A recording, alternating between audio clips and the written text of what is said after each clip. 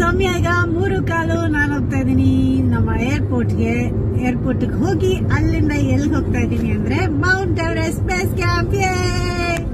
Everest submit ಮಾಡಬೇಕು ಅನ್ನೋ ಆಸೆ ಹಲವಾರು ವರ್ಷಗಳಿಂದ ಸತತವಾಗಿ ಹಾಗೆ ಇದೆ. So first Everest base camp ನೋಡ್ಕೊಂಡ್ ಬರೋಣ.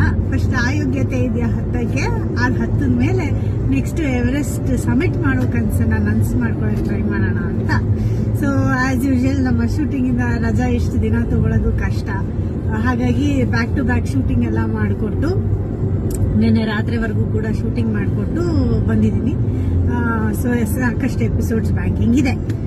ಸೊ ಇವಾಗ ನನ್ನ ಜರ್ನಿ ಹೇಗೆ ಅಂದ್ರೆ, ಇಲ್ಲಿಂದ ನಾನು ಫಸ್ಟು ಕಠ್ಮಂಡುಗೆ ಹೋಗಿ, ಕಠ್ಮಂಡುವಿಂದ ರಾಮೇಚಾಪ್ ಅಂತ ಒಂದು ಜಾಗ ಇದೆ, ರಾಮೇಚಾಪ್ ಹೋಗಿ ರಾಮೇಚಾಪಿಂದ ಲೂಕ್ಲಾಗೆ ಫ್ಲೈಟ್ ತಗೊಂಡು ಲೂಕ್ಲಾಯಿಂದ ನಮ್ಮ ಟ್ರೆಕ್ ಶುರು ಆಗುತ್ತೆ.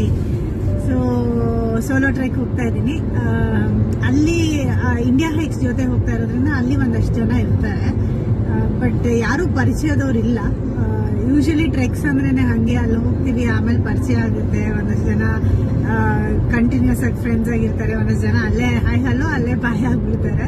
ಸೊ ಪ್ಯಾಕಿಂಗ್ ಮಾಡೋದಿದೆಯಲ್ಲ, ಅದು ಸಿಕ್ಕಾಪಟ್ಟೆ ಕಷ್ಟವಾದ ಕೆಲಸ. ಆದರೆ ನಾನು ಈ ಸಲ ನೆಟ್ಟಿಗೆ ಪ್ಯಾಕಿಂಗು ಮಾಡೋಕ್ಕೆ ಟೈಮ್ ಇರಲಿಲ್ಲ, ನನಗೆ ಶೂಟಿಂಗ್ ಕಂಟಿನ್ಯೂಸ್ ಆಗಿದ್ದರಿಂದ. ಸೊ ನಮ್ಮ ಮನೇಲಿ ಎಲ್ಲ ಶೂಸ್ ತಂದು ಬ್ಯಾಗ್ಸ್ ತಂದು ಪ್ಯಾಕ್ ಮಾಡಿ ವೇಯ್ ಮಾಡಿ ಎಲ್ಲ ಪಾಪ ರೆಡಿ ಇಟ್ಟಿದ್ರು.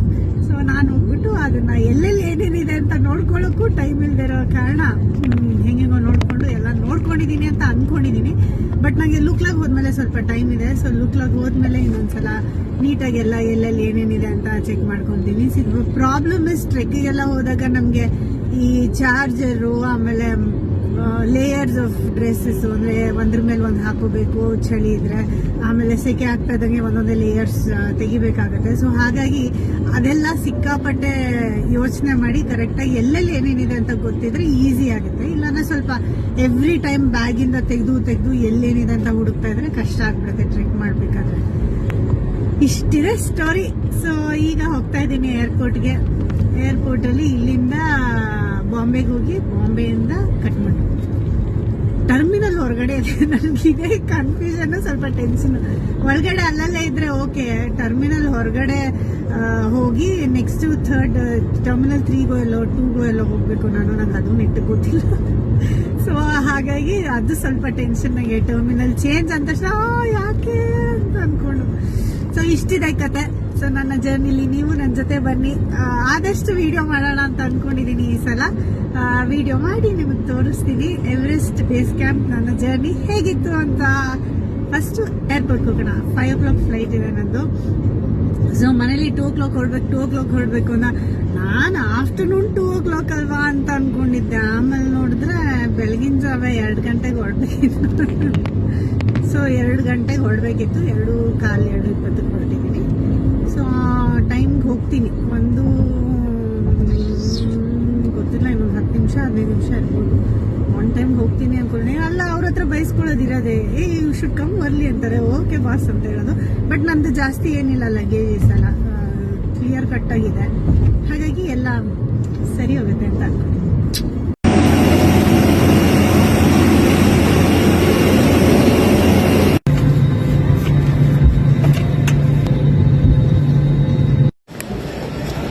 ಮುಂಬೈಗೆ ಬಂದರೆ ಟರ್ಮಿನಲ್ ಈಗ ಚೇಂಜ್ ಮಾಡಬೇಕು, ಟರ್ಮಿನಲ್ 2 ಹೋಗಬೇಕು. ಎಕ್ಸಿಟ್ ಮಾಡಿ ಟರ್ಮಿನಲ್ 2 ಹೋಗಿ ಅಂತ ಹೇಳಿದ್ದಾರೆ. ಸೊ 6:30 ಎಲ್ಲರಿಗೂ ನಿದ್ದೆ ಬರ್ತಾ ಇತ್ತು ಫ್ಲೈಟಿಂದ. ಇವಾಗ this is the scene.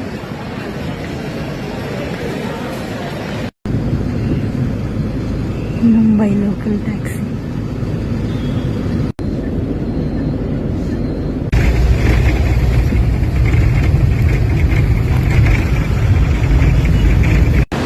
Chhatrapati Shivaji airport Mumbai.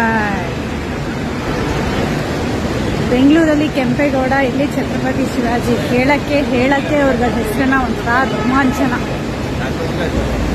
ಇಲ್ಲೂ ಈಶಾ ಲೈಫ್ ಇದೆ.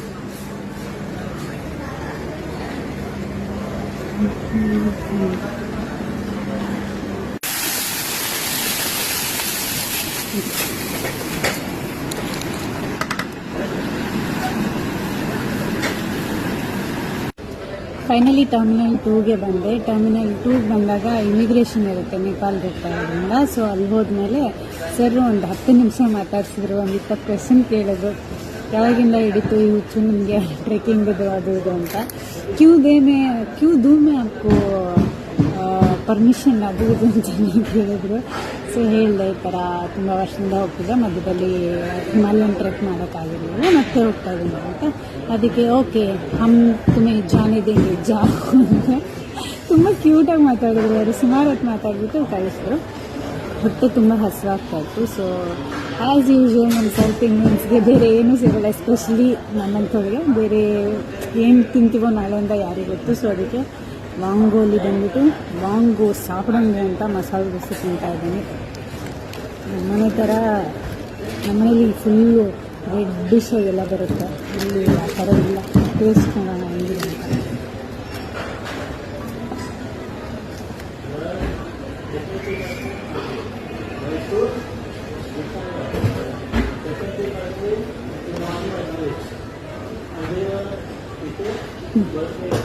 Not bad.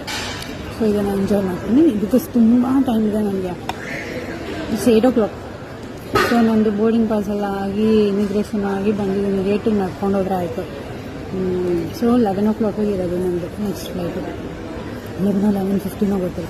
ಅಲ್ಲಿವರೆಗೂ ಎಂಜಾಯ್. ನನಗೆ ಈಶಾ ಲೈಫ್ ಸದ್ಗುರು ಅವ್ರದ್ದಿದೆಯಲ್ಲ, ಅದನ್ನ ನೋಡಿದ್ರೆ ಏನಾದರೂ ತೊಗೋಬೇಕು ಅಂತ ಕೈ ಕೆರೆಯುತ್ತೆ. ಬಟ್ ಲಗೇಜ್ ತುಂಬ ರೆಸ್ಟ್ರಿಕ್ಷನ್ ಇದೆ. ಅದ್ರ ಬಗ್ಗೆ ಎಲ್ಲ ಕಥೆ ಆಮೇಲೆ ಹೇಳ್ತೀನಿ ನಾನು. ಲಗೇಜ್ ತುಂಬ ರೆಸ್ಟ್ರಿಕ್ಷನ್ ಇರೋದ್ರಿಂದ ಏನು ತಗೊಳ್ದೆ ಹಾಕಿ ಮುಂದೆ ಕೊಡಬೇಕು. Let's enjoy dosa. ಸೊ ನಾನು ಆಗಲೇ ಹೇಳಿದಾಗೆ ಏರ್ಪೋರ್ಟಲ್ಲಿ ಬೇಜಾರು ಟೈಮ್ ಇದೆ. ಸೊ ಸುಮ್ಮನೆ ಆಡ್ತಾ ಇದ್ದೀನಿ. ಮಸಾಲೆ ದೋಸೆ ತಿರ್ಲಿಕ್ಕೆ ಕರೆದ್ಬೇಕಾಗ. ಸೊ ಹಾಗೆ ಸುಮ್ಮನೆ ಆಡ್ಕೊಂಡಿದ್ದೀನಿ. ರಶ್ ಕಮ್ಮಿ ಇದೆ ಇವತ್ತು, ಯಾಕೆ ಅಂತ ಗೊತ್ತಿಲ್ಲ. ಆಮೇಲೆ ಜನ ಬರ್ಬೋದು. ಈ ಗೇಟಿಗೆ ನಡೆಯೋಷ್ಟರಲ್ಲೇ ಸಾಕಾಗೋಗುತ್ತೆ. ಆಮೇಲೆ ಜನ ಹೆಂಗೆ ನೋಡ್ತಾರೆ ಅಂದರೆ ಮೊಬೈಲ್ ಇಟ್ಕೊಂಡು ಶೂಟ್ ಮಾಡಿದ್ರೆ ಯಪ್ಪ ಅದೇನು ಬ್ಲಾಗ್ ಮಾಡ್ತಾರೋ ಭಗವಂತನೇ ಬಲ್ಲ. ಜೊತೆಲಿ ಯಾರಾದರೂ ಇದ್ರೆ ಈಸಿ ಆಗುತ್ತೆ. ನಾವು ಒಬ್ಬಳೇ ಇಟ್ಕೊಂಡ್ರೆ ಇನ್ನೂ ಬಿಯರ್ಡ್ ಆಗಿರುತ್ತೆ. ಆದಷ್ಟು ನಡೀತಾ ಇದ್ದೀನಿ ಅಕ್ಲಿಮಟೈಸೇಷನ್ ಆಗಲಿ ಅಂತ. ಸೊ ಮಕ್ಕಳು ಹತ್ತೋದು ಇಳಿಯೋದು ಎಲ್ಲ ಇದ್ದರೆ ಎಸ್ಕಲೇಟ್ರಲ್ಲಿ ಹೋಗ್ತಾ ಇಲ್ಲ, ನೋಡಿಕೊಂಡು ಹೋಗ್ತಾ ಇದ್ದೀನಿ.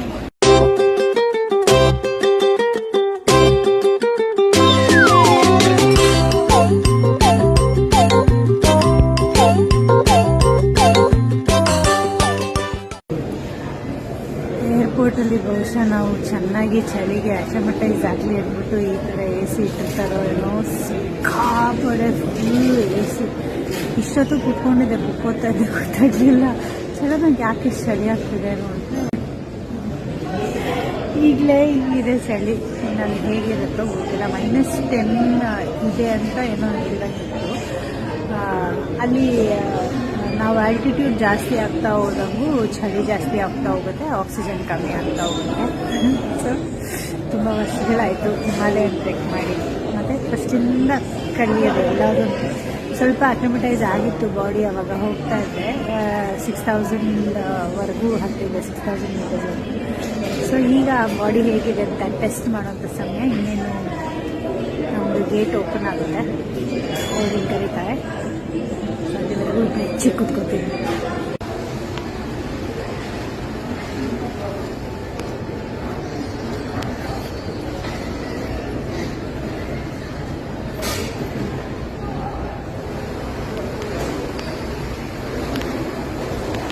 ಮುಂಬೈ ಏರ್ಪೋರ್ಟ್ ಒಳಗಡೆ ಎಷ್ಟು ಜನ ಮಾಡಿದ್ದಾರೆ.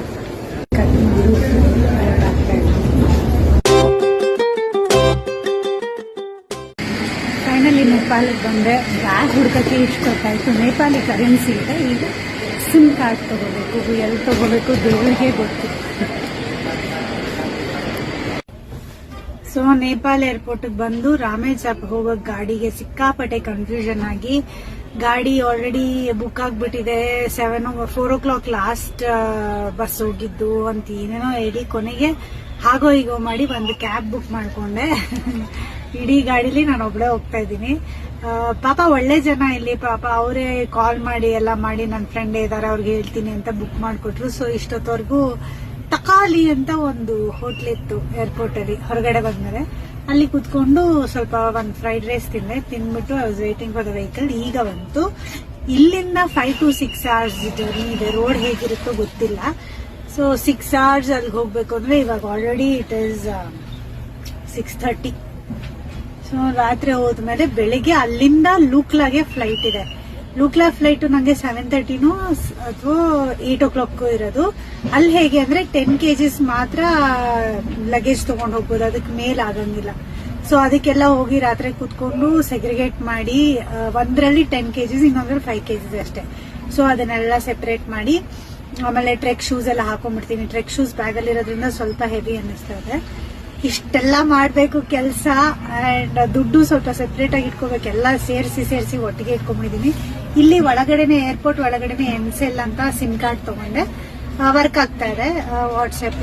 ಅದಕ್ಕೆ ಸ್ವಲ್ಪ ಸುಮಾರು ಹೊತ್ತಾಗೋಯ್ತು. ನಾನು ಇನ್ನೊಂದು ಫೋನ್ ಸೆಪರೇಟ್ ಇಟ್ಕೊಂಡಿದ್ದೆ, ಅದನ್ನೇ ಇದಕ್ಕೆ ಯೂಸ್ ಮಾಡೋಣ ಅಂತ. ಬಟ್ ಅದು ವರ್ಕೇ ಆಗ್ಲಿಲ್ಲ, ವಾಟ್ಸ್ಆಪೇ ಬರ್ಲಿಲ್ಲ. ಸೊ ಇವಾಗ ಎಲ್ಲ ಈ ಫೋನ್ಗೆನೆ ವಾಟ್ಸ್ಆಪ್ ಇದೆಲ್ಲ ಹಾಕೊಂಡು ಇದ್ರ ಥ್ರೂ ಒಬ್ರಿಗೆ ಕಮ್ಯುನಿಕೇಟ್ ಮಾಡಿ, ಸುಶಾನ್ ಅಂತ ತುಂಬಾ ಒಳ್ಳೆ ಮನುಷ್ಯ, ಅವ್ರಿಗೆ ಕಮ್ಯುನಿಕೇಟ್ ಮಾಡಿ ಅವ್ರ ಹತ್ರ ಗಾಡಿ ತರಿಸ್ಕೊಂಡು ಇವಾಗ ಗೋಯಿಂಗ್ ಟು ರಾಮೇಶ್ವರ್. ರೋಡ್ ಹೇಗಿರುತ್ತೋ ಭಗವಂತನಿಗೆ ಗೊತ್ತು. ಚೆನ್ನಾಗಿದ್ರೆ ಸ್ವಲ್ಪ ಆರಾಮಾಗಿ ಹೋಗ್ಬಿಡ್ಬೋದು. ಇನ್ನೊಂದು ಗಾಡಿ ಹೋಗ್ತದೆ, ಆ ಗಾಡಿ ಜೊತೆಲೆ ಹೋಗೋಣ ಅಂತ ಅಂದ್ರು. ಒಳ್ಳೇದಲ್ವಾ?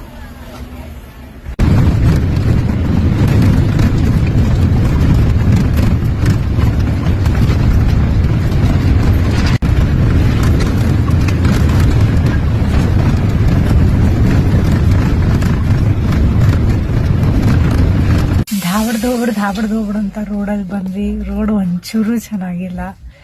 ನಿದ್ದೆ ಮಾಡೋಣ ಅಂದ್ರೆ ನಿದ್ದೆ ಮಾಡೋಕ್ಕೂ ಆಗ್ತಾ ಇಲ್ಲ. ಆಲ್ಮೋಸ್ಟ್ ಬೆಳಿಗ್ಗೆ ಒಂದು ಗಂಟೆಯಿಂದ ಎದ್ದಿರೋದು, ಇನ್ನೂ ನೆಟ್ಟಿಗೆ ನಿದ್ದೆ ಮಾಡಿಲ್ಲ ನಾನು. ಸೊ ಈಗ ಪೆಟ್ರೋಲ್ ಹಾಕ್ಸ್ಕೊಳ್ಳೋಕೆ ನಿಲ್ಸಿದ್ದಾರೆ. ಪೆಟ್ರೋಲ್ ಹಾಕಿಸ್ಕೊಂಡು ಇದರಿಂದ ರಾಮೇಚಾಪ್ಗೆ ಹೋಗೋದು. ರಾಮೇಚಾಪ್ಗೆ ಹೋಗೋದಕ್ಕೆ ಒಂದು 5 hours ಬೇಕು ಅಂತ ಹೇಳಿದ್ರು. ಈಗ ಜಾಸ್ತಿ ಆಗೋ ಎಲ್ಲಾ ಲಕ್ಷಣಗಳು ಕಾಣ್ತಾ ಇದೆ ರೋಡ್ನ ನೋಡ್ತಾ ಇದ್ರೆ. ಹಾಗಾಗಿ ಈಗ ಸದ್ಯಕ್ಕೆ ಒಂದು ಪಿಟ್ ಸ್ಟಾಪ್ ಪೆಟ್ರೋಲ್ಗಾಗಿ.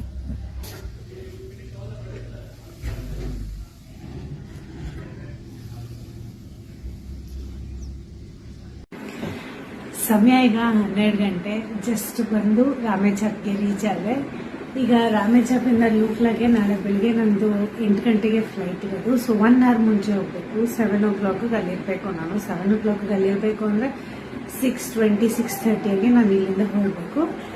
ರೂಮು ತುಂಬಾ ಲಕ್ಸುರಿಯಸ್ ಆಗಿಲ್ಲ ಅಂದ್ರೆ ತುಂಬಾ ಕ್ಯೂಟ್ ಆಗಿದೆ ಅಂಡ್ ತುಂಬಾ ನೀಟಾಗಿ ಇಟ್ಟಿದ್ದಾರೆ.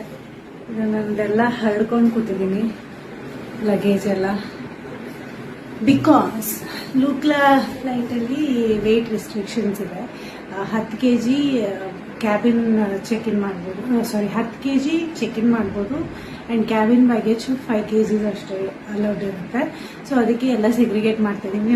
ಬಿಕಾಸ್ ನಂದು ಆ ಬ್ಯಾಗು 13 kg ಇದೆ. ಸೊ ಅದರಿಂದ ಎಲ್ಲ ಥಿಂಗ್ಸ್ ಇದಕ್ಕಿಟ್ಟು ಶೂಸ್ ಎಲ್ಲ ಹಾಕೊಂಡ್ರೆ ಸ್ವಲ್ಪ ವೆಯ್ಟ್ ಕಮ್ಮಿ ಆಗುತ್ತೆ ಅಂತ ಈಗಲೇ ಎಲ್ಲ ಮಾಡಿಟ್ಕೋತಾ ಇದ್ದೀನಿ. ಬಿಕಾಸ್ ಬೆಳಿಗ್ಗೆ ಆಮೇಲೆ ಅರ್ಜೆಂಟಲ್ಲಿ ಸೂಟ್ ಕೇಸ್ ಏನಾದರೂ ಭಾರ ಜಾಸ್ತಿ ಆಗ್ಬಿಟ್ರೆ ನನ್ನ ತಲೆ ಮೇಲಿರೋ ಭಾರ ಜಾಸ್ತಿ ಆಗ್ಬಿಡುತ್ತೆ ಅದಕ್ಕೆ. ಸೊ ಈಗ ಎಲ್ಲ ಮಾಡಿ ಮುಗಿಸಿ ಸ್ವಲ್ಪ ಮಾಡ್ಕೊಳ್ಳೋದು. ರೋಡ್ ತುಂಬಾ ಕೆಡದಾಗಿದೆ. ನಾನು 2012 ಕೈಲಾಶ್ ಸರೋವರ್ಗೆ ಹೋದಾಗ ನನ್ಗೆ ಎಲ್ಲಿಂದಾನು ಬಸ್ಸಲ್ಲಿ ಕರ್ಕೊಂಡು ಹೋಗಿರೋರು. ಐ ಡೋಂಟ್ ರಿಮೆಂಬರ್ ಎಲ್ಲಿಂದ ಅಂತ. ಆಗ್ಲೂ ಅಷ್ಟೇ ನಾನು ಹಿಂದೆ ಸೀಟು ಅಂತ ಹೇಳ್ಬಿಟ್ಟು ಹಿಂದೆ ಸೀಟಲ್ಲಿ ಹೋಗಿ ಕೂತ್ಕೊಂಡಿದ್ದೆ. ತಕ ಅಂತ ಎಗ್ರಿ ಸಾಕಾಗೋಗಿತ್ತು. ಸೇಮ್ ಇವತ್ತು ಆಯ್ತು. ಬಟ್ ಲಕ್ಕಿಲಿ ನಾನು ಒಬ್ಳೇ ಇದ್ದಿದ್ರಿಂದ ಕಾಲ್ನ ಇಟ್ಕೊಂಡು ಸ್ವಲ್ಪ ಹಿಂಗೆ ಕೂತ್ಕೊಂಡು ಹೆಂಗೋ ಮ್ಯಾನೇಜ್ ಮಾಡ್ತಾ ಇದ್ದೆ ನಾನು. ಬಿಕಾಸ್ ಒಂದೇ ಕಡೆ ಕೂತಿದ್ರೆ ಒಂಥರ ಸ್ಪೈನಲ್ ಕಾರ್ಡು ಅಪ್ಪಡಿ ಅದ್ರದ್ದಿಲ್ಲೇ ಅದು ಹೆಂಗ್ ಓಡಿಸ್ತಾರೋ ಗೊತ್ತಿಲ್ಲ ಡ್ರೈವರು. ಮಧ್ಯದಲ್ಲಿ ಒಂದು 10-15 ಕಡೆ ಟಾರ್ಚ್ ಹಾಕಿ ನೋಡಿದ್ರು. ಒಂಚೂರು ಕಣ್ಣಿಂಗ್ ಹೋಗಿ ಹಿಂಗಂದ ತಕ್ಷಣ ಟಾರ್ಚ್ ಹಾಕೋರು ಬಂದ್ಬಿಟ್ಟು ಕಾಜಾರೆ ಅದು ಇದು ಅಂತ. ಪಾಪ ಅವ್ರಿಗೂ ಇರುತ್ತಲ್ಲ ರೆಸ್ಪಾನ್ಸಿಬಿಲಿಟಿ. ಇಷ್ಟಾಯ್ತು. ಇಷ್ಟೆಲ್ಲ ಮುಗಿಸ್ಕೊಂಡು ಈಗ ಬಂದೆ. ನಂದು ಬೀಟಡಿನ್ ಗಾರ್ಗಲ್ ಮಾಡಕ್ಕೆ ಅಂತ ಇಟ್ಕೊಂಡಿದ್ದೆ, ಗಂಟ್ಲೇನಾದ್ರೂ ಇಶ್ಯೂ ಆದ್ರೆ ಅಂತ. ಚಲ್ಲಿ ರಂಪಾಗಿದೆ. ಸೊ ಅದೆಲ್ಲ ಕ್ಲೀನ್ ಮಾಡಿ ಈಗ. ಸೊ ರಾಮೇಚಾಪಿಂದ ಎಲ್ಲರಿಗೂ ಗುಡ್ ಮಾರ್ನಿಂಗ್. ಈಗ ಆಲ್ರೆಡಿ 5:30 ಆಗಿದೆ. ನಾನು ಒಂದು 4:45 ಹಂಗೆ ಇಟ್ಬಿಟ್ಟು ರೆಡಿಯಾಗಿ ಮತ್ತೆ ಏನೇನು ಬೇಕೋ ಎಲ್ಲದನ್ನು ಅನ್ಪ್ಯಾಕು ಎಲ್ಲ ಮಾಡಿ ಒಂದು ರೌಂಡ್ ರೆಡಿ ಇದ್ದೀನಿ. ಇದು ಥಿಕ್ ಬಟ್ಟೆ. ಇದು ಮೇಲೆ ಹೋಗ್ತಾ ಚಳಿ ಆಗುತ್ತೆ ಅಂತ ಇಟ್ಕೊಂಡಿದ್ದು. ಆದರೆ ಬ್ಯಾಗಲ್ಲಿ ಇಟ್ಟರೆ ತೂಕ ಜಾಸ್ತಿ ಆಗುತ್ತೆ ಅಂದ್ಬಿಟ್ಟು ಅದನ್ನು ಹಾಕೊಂಡಿದ್ದೀನಿ. ಹೊರಗಡೆ ಎಷ್ಟು ಚಳಿ ಇದೆ, ಸೆಕೆ ಇದೆ ಗೊತ್ತಿಲ್ಲ, but I'm crossing my fingers. ಚಳಿ ಇದ್ರೆ ಸಾಕು, ಯಾಕಂದರೆ ನನಗೆ ತುಂಬ ಬೇಗ ಸೆಕೆ ಆಗುತ್ತೆ. ಸೊ ಈ ಥರ ಬಟ್ಟೆ ಹಾಕೋಕ್ಕೆ ಕಷ್ಟ. ಇದ್ರ ಮೇಲೆ ನಾನು ಇನ್ನೊಂದು ಜರ್ಕಿನೂ ಹಾಕೋಬೇಕು, ಬಿಕಾಸ್ ಅದು ಹೆವಿ ಇದೆ. ಸೊ ಈ ಹೋಗ್ತಾ ಹೋಗ್ತಾ ಏನಾಗುತ್ತೆ, ನಮಗೆ ಲಗೇಜ್ ಇಟ್ಕೊಳ್ಳೋದೇ ಒಂದು ದೊಡ್ಡ ಸಮಸ್ಯೆ ಆಗುತ್ತೆ. ದಿನಾಗ್ಲೂ ಪ್ಯಾಕ್ ಮಾಡಬೇಕು, ಅನ್ಪ್ಯಾಕ್ ಮಾಡಬೇಕು. ಅದ್ರ ಮೇಲೆ ನಾವು ಅಷ್ಟೊಂದು ಭಾರ ಹಾಕೊಂಡು ಹೋಗೋದು ಕಷ್ಟ, ಹತ್ತೋದು ಕಷ್ಟ ಆಗುತ್ತೆ. ಬಟ್ ಇಲ್ಲೇನಾದರೂ ಆಫ್ ಲೋಡಿಂಗ್ ಒಂದು ಆಪ್ಷನ್ ಕೊಡ್ತಾರೆ. ಎವ್ರಿ ಡೇ ನೀವು ಇಷ್ಟು ಅಂತ ಪೇ ಮಾಡಿದ್ರೆ ಐ ಥಿಂಕ್ 9 or 10 kgs ಅವ್ರು ನಿಮಗೆ ಕ್ಯಾರಿ ಮಾಡಿ ನೆಕ್ಸ್ಟ್ ಕ್ಯಾಂಪಲ್ಲಿ ತಂದು ಕೊಡ್ತಾರೆ. ಸೊ ಆ ಥರ ಫೆಸಿಲಿಟೀಸು ಇದೆ. ಆದರೆ ನೀವೇ ಕ್ಯಾರಿ ಮಾಡಬೇಕಾದ್ರೆ ಆಗುತ್ತಲ್ಲ ಒಂದು ಹಿಂಸೆ.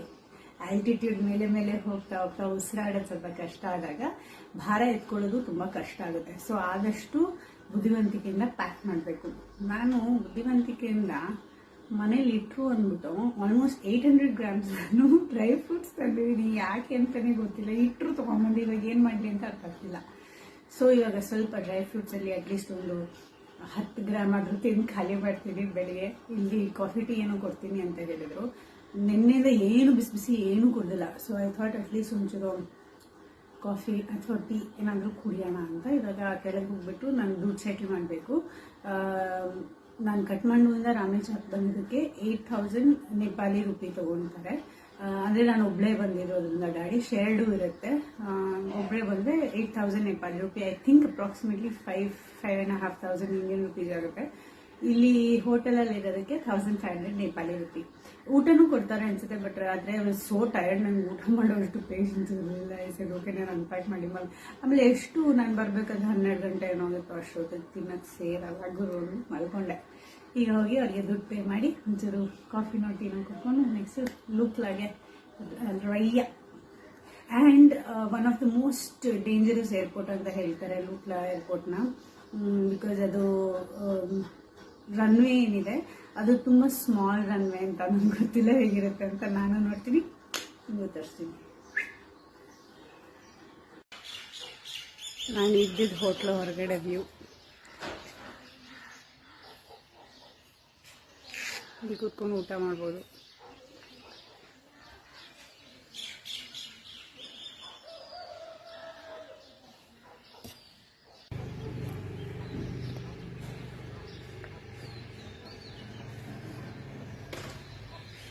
ಬ್ಲ್ಯಾಕ್ ಕಾಫಿ ಕುಡ್ದು ಅಭ್ಯಾಸ ಇಲ್ಲ ನನಗೆ. ಕಂಗ್ರ್ಯಾಚುಲೇಷನ್ಸ್, ದಿನ ಬಂದಿಲ್ಲ. ಸೊ ಬ್ಲ್ಯಾಕ್ ಕಾಫಿ ಕುಡಿತಾ ಇದ್ದೀನಿ. ನಾನು ವಾಟರ್ ಬಾಟ್ಲು ಇವ್ರ ಗಾಡಿಯಲ್ಲೇ ಬಿಟ್ಬಿಟ್ಟೆ ನಾನು. ಸೊ ಹುಡುಕ್ಬೇಕು ಎಲ್ಲಿ ಬಿಟ್ಟಿದ್ದೀನಿ ಅಂತ. ಇನ್ನು ಅದಲ್ಲದೆ ಎಲ್ಲ ರೆಡಿ. ದುಡ್ಡು ಕ್ಲಿಯರ್ ಆಯಿತು. ಅಪ್ಪ ಇದನ್ನು ದುಡ್ಡು ಕೊಟ್ಟು ಹೆಂಗೆ ಕುಡಿತಾರೆ ಗುರು ಬ್ಲ್ಯಾಕ್ ಕಾಫಿನ? ದೇವ ಭಗವಂತನಿಗೆ ಗೊತ್ತು.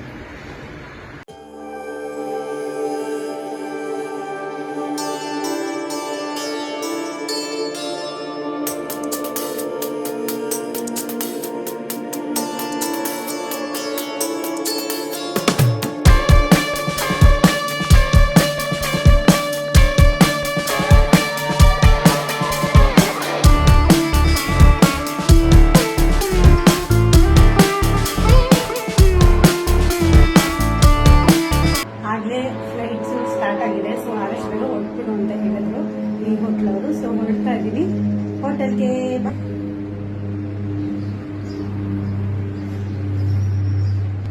let's go to the most dangerous airport in the world.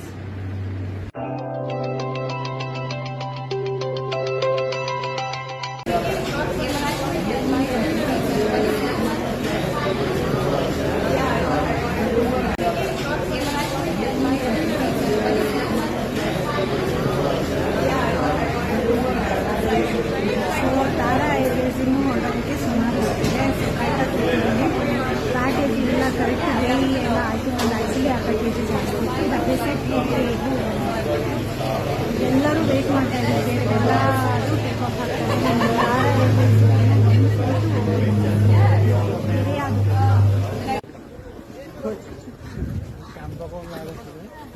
Finally flight ಬಂದು ಫ್ಲೈಟ್ ಒಳಗೆ ಹೋಗುವಂಥ ಸಮಯ. ಫ್ಲೈಟ್ ಇನ್ನೂ ಬಂದಿಲ್ಲ, ವೇಟಿಂಗ್ ಫಾರ್ ಇಟ್.